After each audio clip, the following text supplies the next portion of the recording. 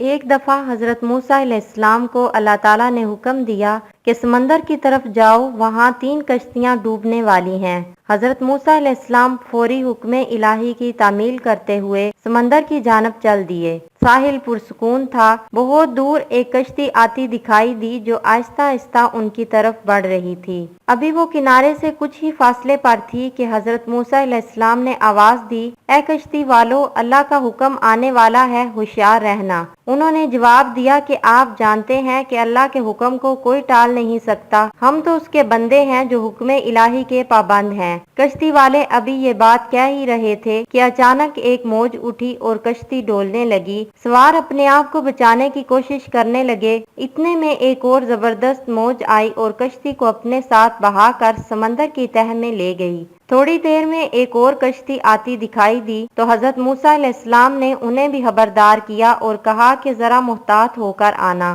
انہوں نے بھی پہلے والوں کی طرح جواب دیا کہ جو ہونا ہے ہو کر رہے گا، اور کشتی کو کنارے کی طرف لاتے رہے، یہاں تک کہ ساحل کے قریب آتے آتے یہ کشتی بھی ڈوب گئی۔ حضرت موسیٰ علیہ السلام اللہ کی حکمت کے بارے میں سوچوں میں تھے کہ انہیں ایک تیسری کشتی آتی دکھائی دی۔ آپ نے حسب سابق اس کشتی والے کو بھی نصیحت کی کہ دیکھو اللہ کا حکم آنے والا ہے، اپنے گناہوں کی معافی مانگتے ہوئے ذرا محتاط ہو کر آؤ۔ انہوں نے جواب میں کہا کہ اے اللہ کے نبی، جس طرح آپ سچے ہیں اسی طرح اللہ کا حکم بھی اٹل ہے، اسے کوئی نہیں بدل سکتا، لیکن اللہ تعالیٰ کی رحمت بھی تو ہے، ہم اس کی رحمت سے کیوں مایوس ہوں؟ لہٰذا ہم اللہ کی رحمت پر بھروسہ کر کے آ رہے ہیں، اور وہ اپنی رحمت کے صدقے ہمیں ضرور امن و سلامتی کے ساتھ کنارے پر پہنچا دے گا۔ کشتی والوں کا یہ جواب سن کر حضرت موسیٰ علیہ السلام خاموش ہو گئے۔ جب کشتی بحفاظت کنارے آ لگی تو اللہ کے پیغمبر سوچنے لگے کہ اللہ نے تو 3 کشتیاں ڈوبنے کا فرمایا تھا، 2 تو ڈوب گئیں لیکن تیسری سلامتی کے ساتھ کنارے آ لگی، یہ کیسے بچ گئی؟ ارشاد باری تعالیٰ ہوا کہ اے موسیٰ،